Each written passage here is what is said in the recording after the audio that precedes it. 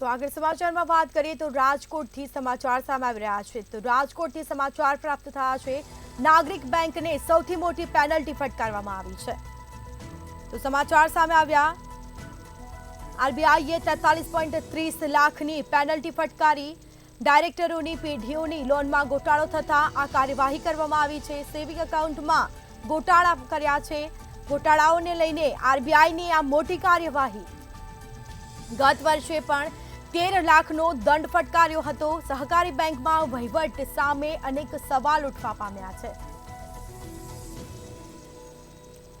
તો સમાચાર પ્રાપ્ત થયા છે, રાજકોટમાં નાગરિક બેંકને સૌથી મોટી પેનલ્ટી ફટકારવામાં આવી છે।